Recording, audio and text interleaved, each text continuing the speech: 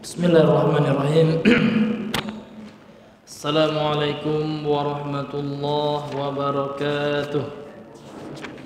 Innal hamdalillah ta'ala nahmaduhu wa nasta'inuhu wa nastaghfiruh wa na'udzu billahi min shururi anfusina wa sayyiati a'malina. May yahdihillahu fala mudilla lahu wa may yudlil fala hadiya lahu.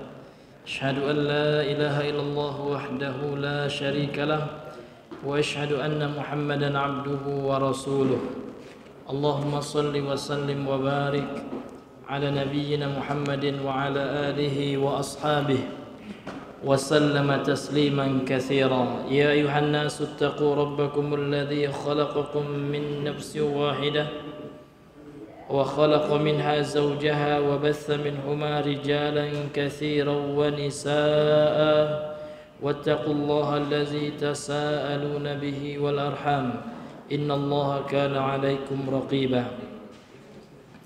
يا أيها الذين آمنوا اتقوا الله حق تقاته ولا تموتن إلا وأنتم مسلمون يا أيها الذين آمنوا اتقوا الله وقولوا قولا سديدا يصلح لكم أعمالكم ويغفر لكم ذنوبكم ومن يطع الله ورسوله فقد فاز فوزا عظيما أما بعد فإن أصدق الحديث كتاب الله وخير الهدى هدى محمد صلى الله عليه وسلم وشر الأمور محدثاتها وكل محدثة بدعة وكل بدعة ضلالة وكل ضلالة في النار نسأل الله السلامة والعافية من النار ومن أسبابها آمين آمين يا مجيب السائلين Ikhwani fi din azani Allah wa iyyakum jami'an. Insyaallah pada malam hari ini kita akan melanjutkan kajian kita dari membaca dan membahas serta mengupas salah satu kitab dalam masalah akidah, yaitu kitab Al-Mulakhasu fi Syarhi Kitab Tauhid, ringkasan penjelasan dari Kitab Tauhid, yang mana kitab ini ditulis oleh Asy-Syaikh Shalih Al-Fauzan hafizahullah taala. Insyaallah taala pada hari ini kita melanjutkan pembahasan kita tentang bab yang selanjutnya, yaitu bab yang ketiga dari kitab ini, yakni bab tentang khawatir atau takut dari syirik. Qala al-musannif rahimahullahu taala babul khaufi minasyirki, bab al-khauf, ya, rasa takut, rasa khawatir dari perbuatan syirik. Jadi kita wajib takut dari perbuatan syirik. Orang sekarang banyak takut dari kemiskinan. Anak-anak sekolah takut nggak lulus ujian. Ibu-ibu takut nggak dapat uang belanja dari suaminya. Padahal yang paling kita takutkan adalah perbuatan syirik. Manusia yang sudah dijamin surga itu siapa, Pak? Nabi Muhammad. Nabi adalah manusia yang paling takut terhadap syirik. Itu bukan kata saya, Pak, ya. Ia mengatakan Rasul sendiri, sebagaimana dalam hadis Imam Ahmad dalam Al-Musnad, dalam Musnad, kitab Al-Musnad itu kitab Imam Ahmad dalam hadis namanya Musnad Al-Imami Ahmad. Beliau menukilkan hadis Nabi sallallahu alaihi wasallam bahwasanya Rasul bersabda, "Inna akhwafa ma akhafu alaikumus syirkul asgharu." Faqalu ya Rasulullah wa masyirkul asgharu.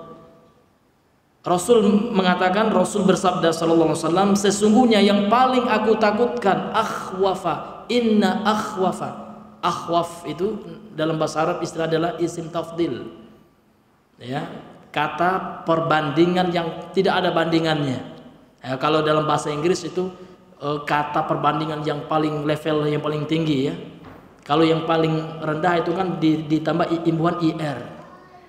Ya, he is smarter than them, misalnya. Dia lebih pintar, ya, lebih pintar, itu biasa. Tapi kalau tambah IES, ya, itu maknanya paling ya. Jadi akhwaf itu isim tafdhil, namanya tertakuti gitu, yang paling Nabi takuti gitu, yang nggak ada bandingannya lain. Jadi Nabi mengatakan yang paling aku takuti yang menimpa umatku adalah syirik kecil. Ini syirik kecilnya Nabi takut, apalagi syirik besar itu tentu paling Nabi takutkan.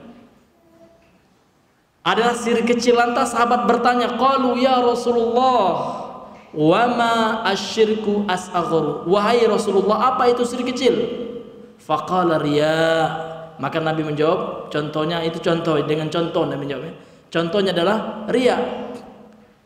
Kemudian dilanjutkan oleh Nabi menukilkan hadis qudsi. Yaqulullahu ta'ala yaumil qiyamah, Allah berfirman, Allah berkata pada hari kiamat,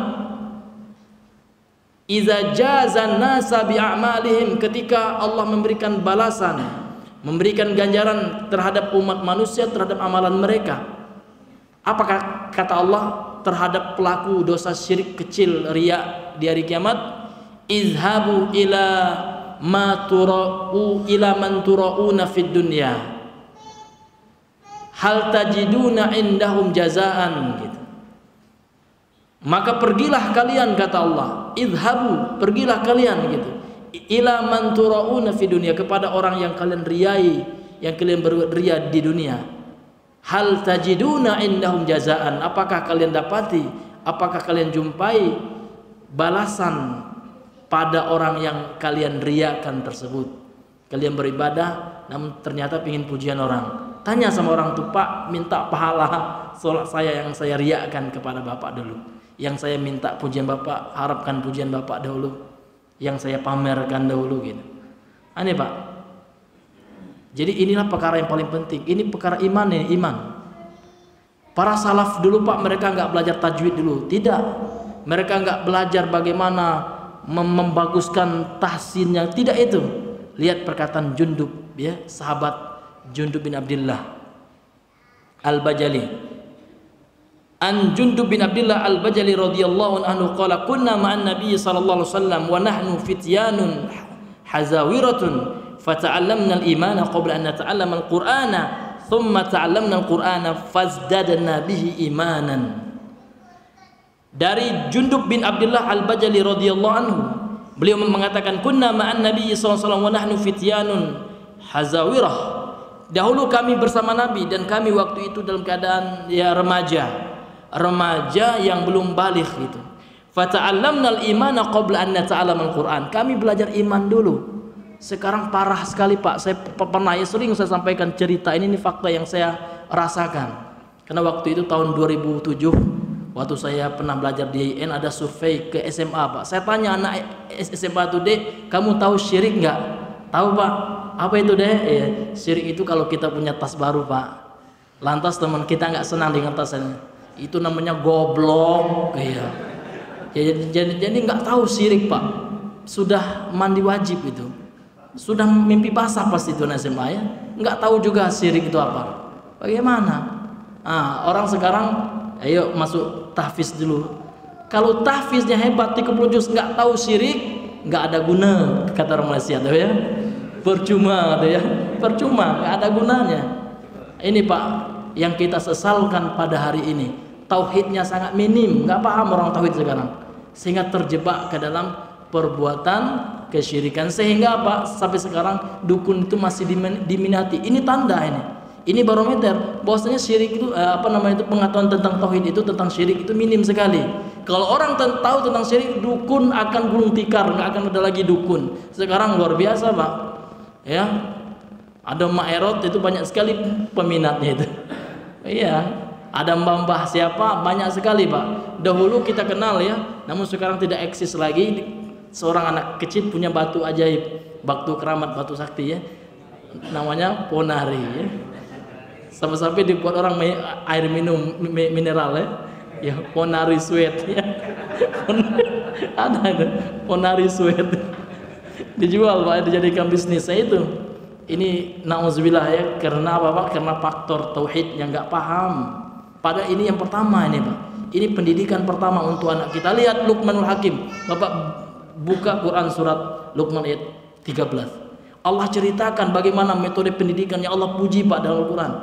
Wa idh qala Luqmanu libnihi wa huwa ya'idhuhu ya bunayya, dan ingatlah Luqman berkata kepada anaknya, wahai anakku sayang ya, la tusyrik billah. Jangan kau buat syirik kepada Allah. Artinya anaknya sudah paham. Makanya dilarang orang sekarang nggak paham mana syirik itu, nggak tahu gitu ya. Iya, nggak paham itu syirik itu, nggak tahu sama sekali. Iya, bodoh minta ampun sekarang Pak tentang masalah syirik. Bahasa Inggris hebat Pak. Ya, kemarin kami ke IUM ya, Islamic University, International Islamic University of Malaysia. Ya, sekolah internasional, sekolah Islam internasional Malaysia. Ya, kemarin kami berkunjung ke situ, orang bangga-bangga di situ Pak ya.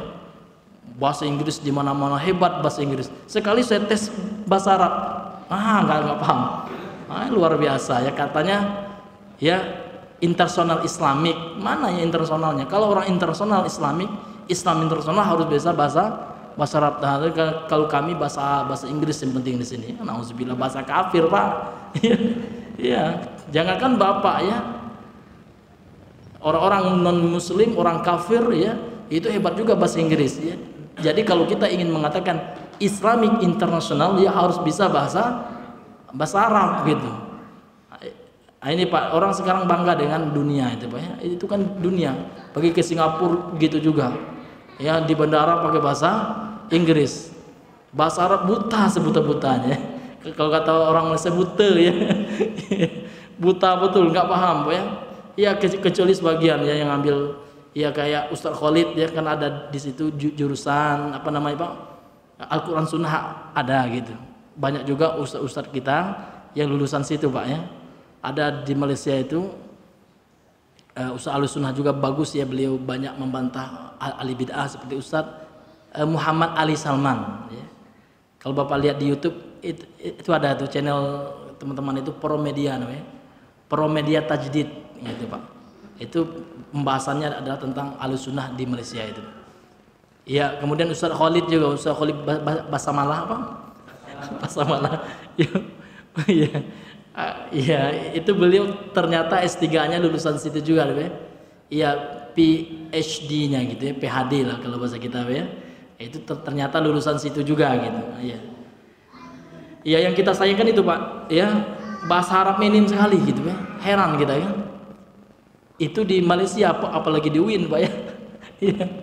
Sangat-sangat mengkhawatirkan gitu Pak ya. Iya, bagaimana kita akan paham agama dengan baik kalau bahasa Arab pun nggak bisa gitu. Maka bahasa Arab itu bisa Pak. Bahkan teman saya dari Britania dulu ketika di Yaman itu masuk Islam umur 60 tahun ya Pak ya. Tiba di Yaman usia 65 tahun, sekarang udah mahir bahasa Arabnya. Tergantung gigihan kita dan doa ya. Kalau kita gigih, semangat dan berdoa, insya Allah nggak ada yang mustahil Pak. Bahkan ada yang ibu-ibu mu'alaf ya, asal Eropa juga, umur 60 tahun menghafal Al-Quran, sekarang sudah hafizah ya. Jadi nggak ada kata terlambat gitu Pak. Jadi kita kembali kepada syirik ya. Syirik ini luar biasa Pak ya. Ini perkara yang sangat luar biasa. Jadi pendidikan pertama kita kepada anak kita ya tentang syirik ini Pak ya.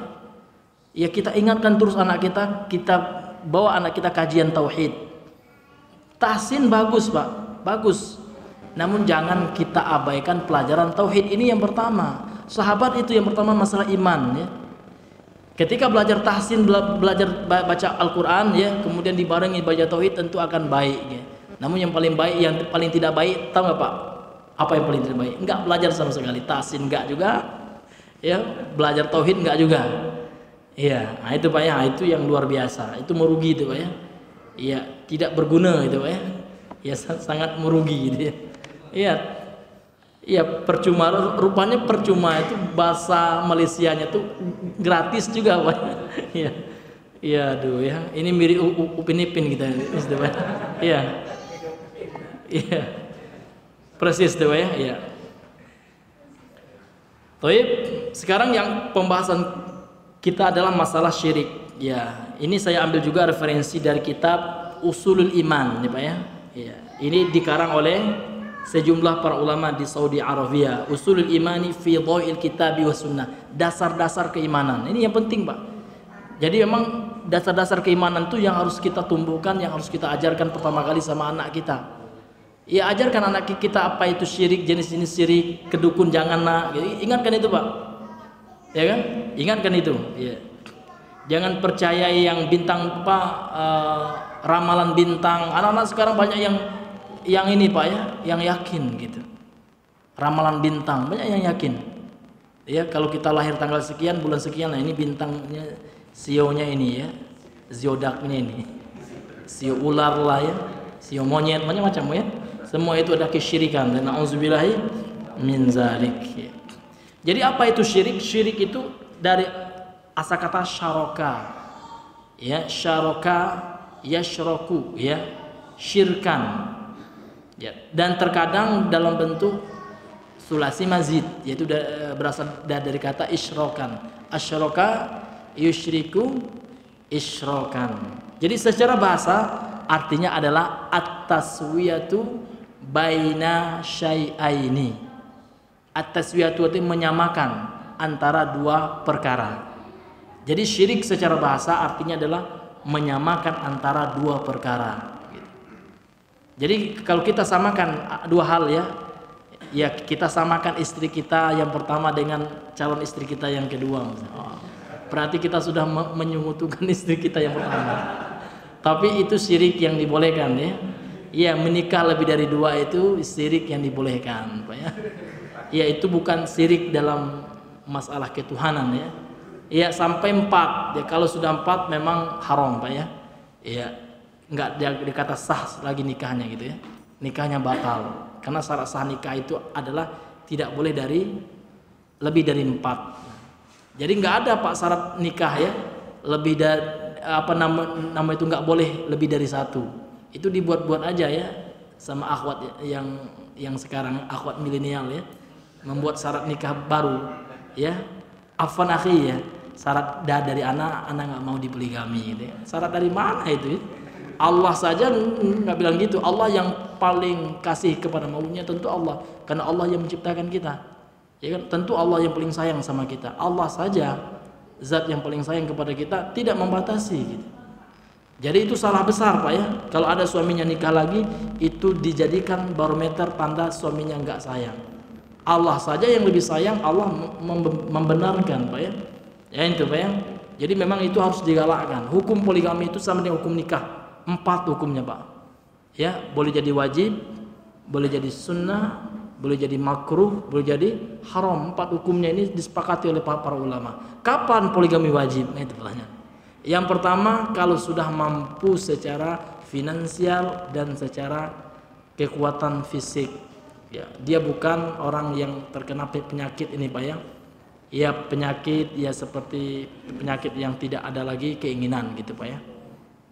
Ya penyakit lemah lah gitu. Keinginan ada ya tapi tidak bisa memberikan kesenangan sama istrinya gitu ya.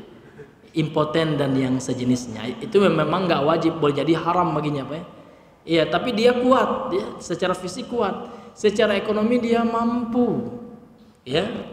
Dia mempunyai finansial yang cukup gitu Pak. Insya Allah ya dia bisa memberikan makan sebagaimana dia makan, berpakaian sebagaimana dia berpakaian. Tidak harus ya dengan syarat ya harus ada mobil dulu, nggak ada itu ya. Syaratnya mampu, sanggup itu kapan dikatakan sanggup? Ketika dia mampu memberi makan sebagaimana dia makan itu. Ketika mampu dia memberikan tempat tinggal walaupun ngontrak nggak apa-apa, namun dia sanggup bayar uang kontrakan. Ada juga rumah aja masih ngontrak, sudah ngomong poligami ya. Nah itu salah kali ya. Ya itu nggak masuk seperti itu ya. Ya penting tinggal, tidak ada syaratnya rumah sendiri atau kontrak Pak. Ya, karena banyak sekali ya daripada ikhwah kita yang sudah sanggup namun terzolimi gitu Pak ya, nggak dikasih gitu. Nih itu yang kita kasihan Pak ya, kasihan kita. Ya mudah-mudahan dia sabarnya itu dibalas surga. Yang kasihan sekali sama istrinya ya. Istrinya itu zolim namanya, merampas hak suaminya, haknya 4 ya. Nah, dipangkas menjadi 3, itu yang bahaya. Nanti ditanya oleh Allah ntar. Boleh jadi karena tidak ngizinin suami poligami masuk neraka. Boleh jadi Pak. Kita nggak tahu karena zolim. Iya boleh jadi itu. Iya. Nah ini.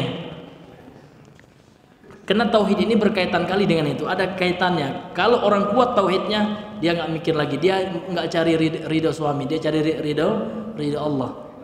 Ya begitu yang terjadi sama istri-istrinya para nabi. Meskipun ada sifat tabiat manusia cemburu itu biasa. Istri Nabi pun terkadang cemburu ya Pak ya, namun keimanannya enggak. Dia merestui ya, dia mengizinkan Nabi untuk berpoligami itu Pak ya. Toib itu syirik secara bahasa ya. Sekarang syirik secara istilah ada dua maknanya, makna umum dan makna khusus. Sekarang kita masuk makna umum. Apa itu syirik secara umum gitu. Jadi syirik secara umum itu lebih luas maknanya dibandingkan dengan makna syirik secara khusus. Secara umum al-ma'na al-'amu minasyirki, makna umum dari syirik adalah taswiyatu ghairillahi billahi fima huwa min khasaisihi subhanahu. Wa yandariju tahtahu thalathatu anwa'in. Al-awwalu asy-syirku fir rububiyyah wa huwa taswiyatu ghairillahi billahi fima huwa min khasaisir rububiyyah wa nisbatu syai'in minha ila ghairihi kal khalqi wal rizqi wal ijadi wal imamati wa tadbiri wa lihadal kauni wa nahwu dzalik ya.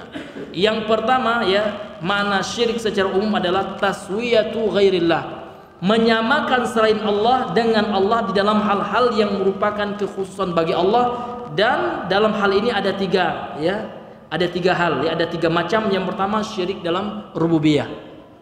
Jadi syirik secara umum itu kita ulangi, syirik secara umum artinya adalah menyamakan selain Allah, menyamakan selain Allah dengan Allah. Ya Pak ya, taswiyatu ghairillahi billah, menyamakan selain Allah dengan Allah. Jadi ada penyamaan gitu Pak ya. Ada keyakinannya selain Allah itu sama dengan Allah. Ya. Ya, dalam hal-hal yang merupakan kekhususan bagi Allah.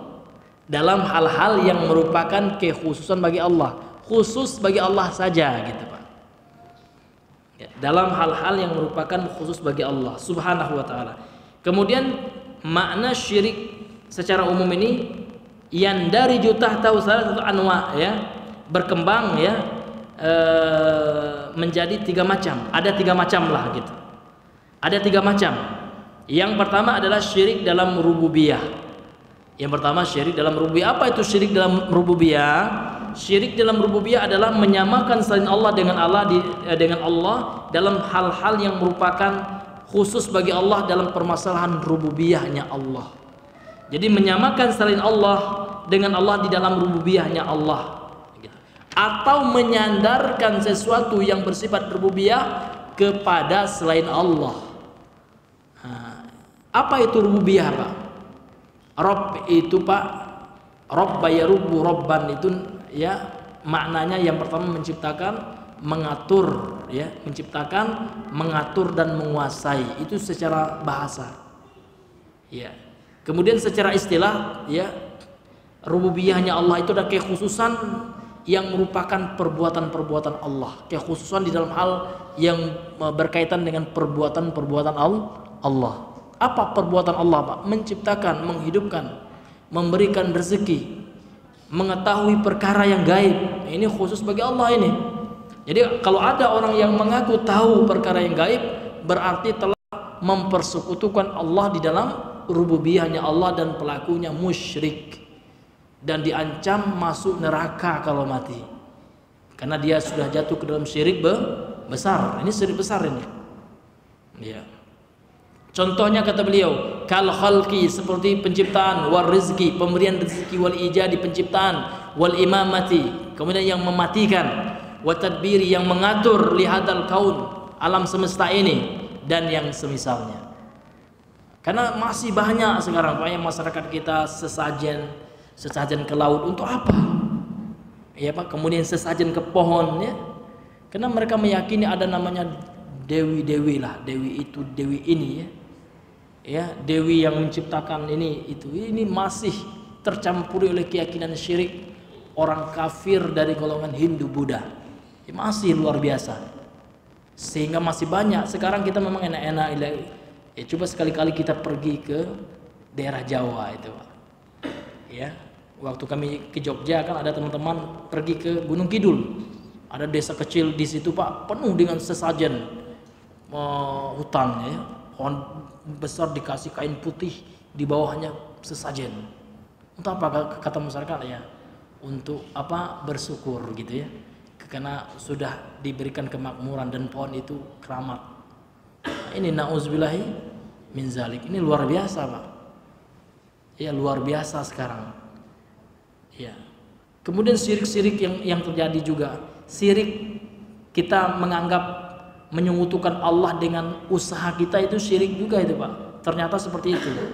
Terkadang orangnya memang paham syirik, ya, kalau ke pohon nggak ada, nyembah pohon nggak, nyembah kuburan nggak. Namun dia menganggap kalau saya nggak kerja, Pak, siapa yang ngasih makan? Syirik gitu. Allah yang ngasih makan, bukan usaha kita. Usaha itu hanyalah sebab. Yang menciptakan sebab adalah Allah. Kalau saya berhenti kerja bank, Pak, anak mau makan apa? Seolah-olah bank yang ngasih anak makan. Masih banyak keyakinannya seperti itu. Kalau saya nggak gini, gitulah.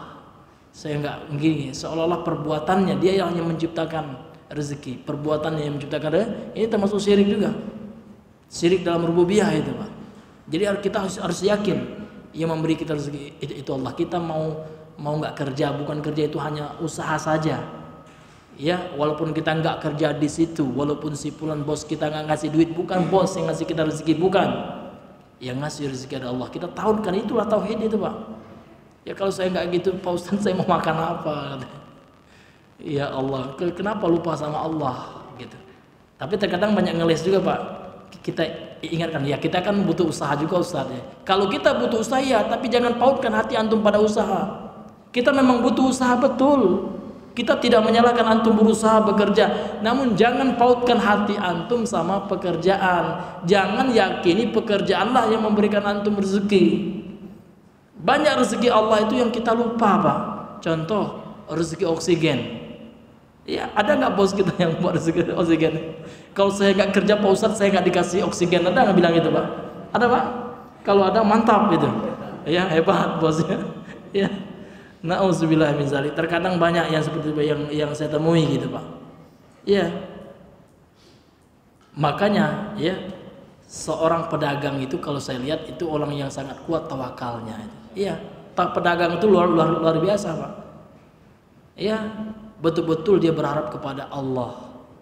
Iya. Kalau pedagang, sehingganya pintu rezeki itu dalam sebuah riwayat dikatakan banyak Allah berikan kepada pedagang karena ada tauhid di dalamnya, ada konsep tauhid. Itu tergantung pedagangnya juga, Pak, ya, betul ya. Ya, banyak juga pedagang yang pakai zimat ya. Untuk penglaris ya, itu yang pedagang yang nggak paham tauhid. Maksud saya itu adalah pedagang yang bertauhid. Iya, bahkan dipuji oleh Allah. Ya kan, lelaki ya, rijalun ya, lelaki yang tidak dilalaikan perniagaannya ya dari mengingat Allah. Ya, lelaki yang tidak dilalaikan oleh perniagaannya. Dia berniaga, iya, dia berdagang, iya, Pak. Namun perdagangannya tidak dilalaikan, tidak lalai, tidak membuat dia lalai dari mengingat Allah Subhanahu wa taala. Baik. Kemudian Allah Subhanahu wa taala berfirman dalam surah Al-Fatir yang ketiga, hal min khaliqin ghairullah, adakah ya pencipta selain Allah ya? Adakah pencipta selain Allah? Ini pertanyaan, Pak, namun maknanya pengingkaran gitu. Enggak ada gitu. Yarzuqukum minas sama, yang memberikan rezeki kepada kalian dari langit, wal ardi, dan dari bumi. La ilaha illallah, tidak ada ilah sesembahan selain Allah gitu. Jadi di antara kuatnya la ilaha illallah seseorang ketika dia menyandarkan setiap rezeki kepada Allah, tidak kepada usahanya, apalagi kepada pohon ya. Kalau kita enggak, Pak Ustadz, kalau kita enggak kasih sesajen, Pak Ustadz, nanti sawah kita dilanda hama, Pak Ustadz. Alhamdulillah ya, tahun ini hama tikus enggak ada, makanya kita kasih sesajen. Na'udzubillah, syirik, Pak. Atau kalau kita nggak bekerja, Pak Ustadz, ya di mana kita dapat rezeki ya itu, Pak. Itu juga ada arah-arah syiriknya itu, Pak ya. Ingat Allah dulu, Pak, baru ingat usaha kita. Alhamdulillah ya. Ya, Allah Subhanahu wa taala telah memudahkan rezekiku, dan kemudian dengan usaha yang kita lakukan dan diberkahi oleh Allah sehingga datanglah rezeki. Gitu, Pak. Ingat Allah dulu. Puji Allah, alhamdulillah, baru kita sebutkan sebabnya. Karena hakikatnya yang menciptakan sebab itu sebab apa? Allah yang menciptakan. Yang buat kita bisa kerja itu siapa? Allah. Boleh saja Allah kirim penyakit bagi kita, stroke kita. Mau kerja gimana Pak? Udah iya, nganggur kita. Ya, Allah kuasa atas segala sesuatu. Maka kita selalu harus ingat Allah, Pak. Ya, dalam setiap detik jantung kita ingat Allah. Alhamdulillah, alhamdulillah. Semua ini pemberian Allah. Kita nggak ada apa-apanya, Pak. Nggak ada kemampuan kita, nggak ada daya. La haula wala quwata illa billah. Itu makna dari zikir itu, Pak. La haula wala quwata illa billah. Kita nggak ada apa-apanya gitu. Kita harus senantiasa ya mengkaitkan hati kita kepada Allah.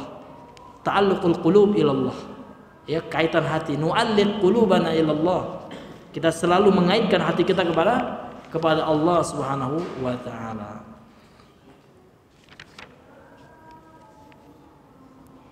Kemudian yang kedua, asyirku fil uluhiyah. Syirik di dalam peribadahan gitu, Pak. Uluhiyahnya Allah, hak Allah dalam peribadahan itu mana uluhiyah. Karena kata-kata uluhiyah ya, ini diambil dari kata ilah. Ilah itu sendiri maknanya adalah makluh, dan makluh adalah ma'bud. Ya, tauhid di dalam peribadahan gitu. Wa huwa taswiyatu ghairillahi billahi fi syai'in minha. Ya, yaitu menyamakan selain Allah ya kan dengan Allah di dalam hal ya di dalam hal uluhiyah. Fi syai'in min khasaisil uluhiyah, di dalam sesuatu yang berkaitan dengan kekhususan Allah di dalam peribadahan. Kas salati was siyam wad du'a wal istighatsati wad dhabhi wan nadri wa nahwi dzalik. Seperti salat, puasa, doa, istighatsah. Aghizni ya Allah. Ya, jangan kepada Nabi. Sekarang banyak lagu syirik, Pak, diputar oleh anak pakai syirik plus maksiat, musik-musik. Ya, saya pernah terdengar juga itu ya di mobil ya, di bis ya, diputar orangnya itu udah Islami luar biasa gitu ya.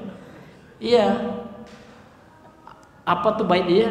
Pokok dalam baitnya tuh lagunya akhizna ya Rasulullah katanya. Nauzubillah, meminta al-ghaus ya, beristighatsah kepada Nabi, syirik besar itu. Nauzubillah min zalik. Ya, kita hanya meminta apa al-ghaus. Kadang orang nggak paham, Pak, nggak pandai dia apa ghaus itu, nggak ngerti gitu. Ya, al-ghaus itu adalah meminta rezeki, termasuk karena hujan pun kita doa minta hujan. Allahumma aghithna.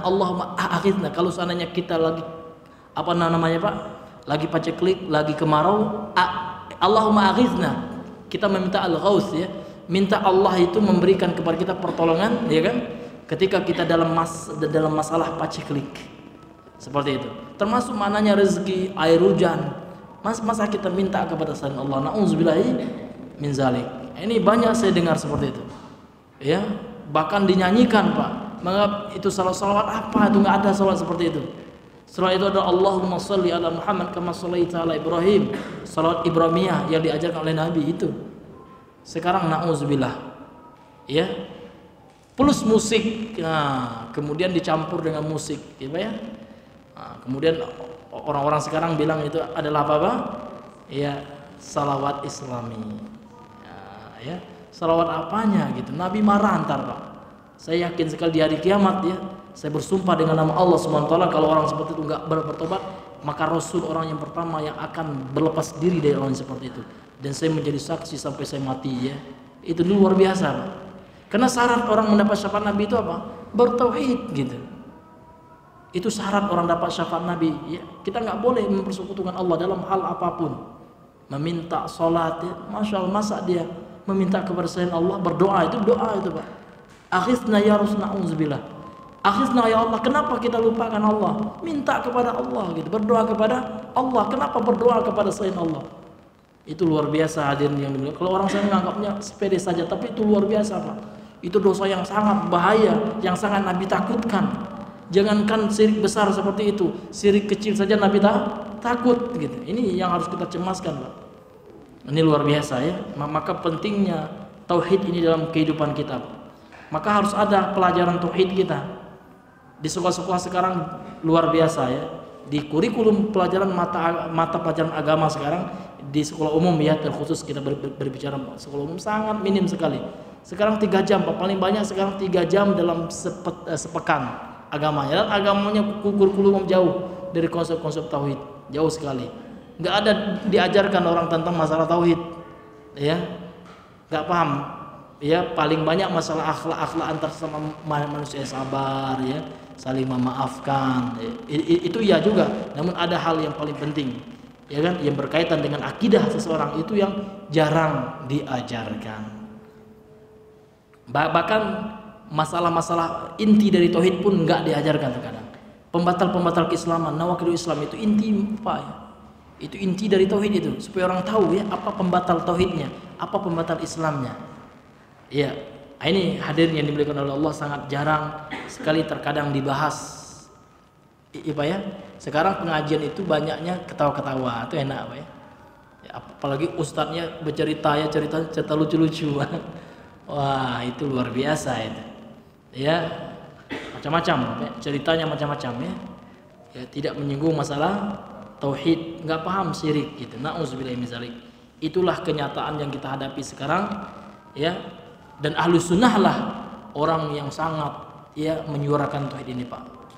Ahlu sunnah, para sahabat Rasulullah, para sahabat ya, Rasul 13 tahun Pak, tidak henti-hentinya mengajak orang la ilaha illallah, mengesahkan Allah Subhanahu wa taala 13 tahun. Bahkan mau meninggal beliau, tetap beliau mengingatkan orang ya terhadap perbuatan syirik.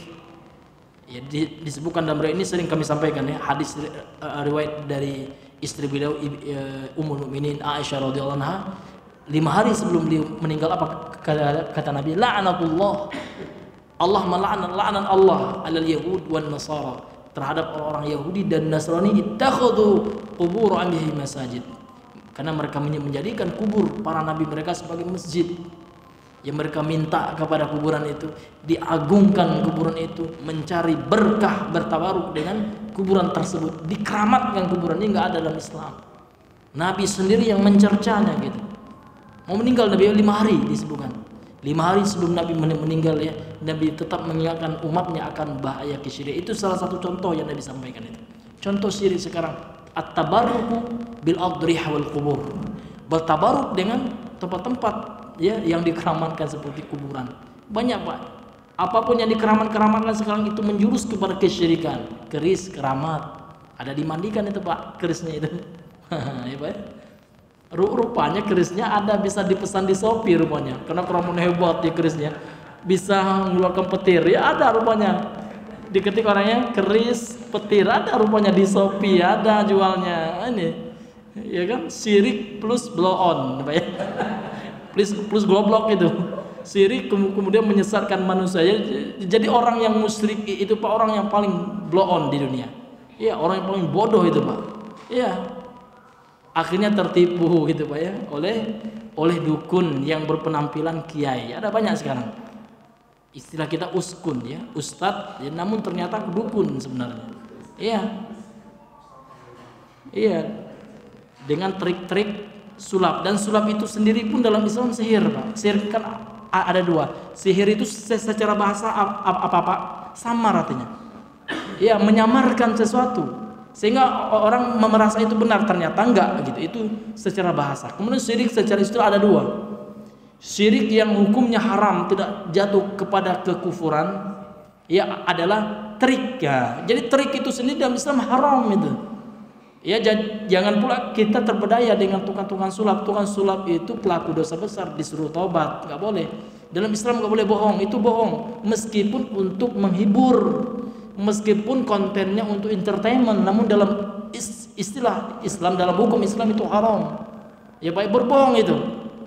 Bohong dalam Islam itu haram. Bohong yang dibolehkan ada beberapa saja, sangat sedikit sekali.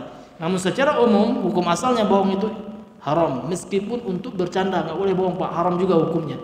Atau untuk entertain ya, untuk hiburan juga haram hukumnya. Nah, kalau yang trik itu kan bohong itu ya, menggunakan tipuan-tipuan dia ya, untuk mengelabui mata manusia gitu. Itu namanya takhayul ya, sya'wadah namanya. Kalau dalam bahasa Arabnya itu namanya sya'wadah. Ya, dan sya'wadah itu sepakat ulama semua mazhab ya, haram. Ya, berdasarkan nas dari Al-Quran dan hadis yang melarang sihir, karena itu bagian daripada sihir, namun sihir yang tidak sampai kepada kekufuran gitu Pak. Nah, kemudian sihir yang menggunakan bantuan jin kafir ini. Ya Pak ya. Nah, ini kufur ini. Ini termasuk nawaqidul Islam, pembatal keislaman. Nauzubillah min dzalik. Sehingga di Arab Saudi Pak, alhamdulillah para penyihir, sahir, suhara ya. Ya. Itu kalau di Arab Saudi hukumannya adalah hukuman mati dan itu sesuai dengan fikih Islam. Ya kan?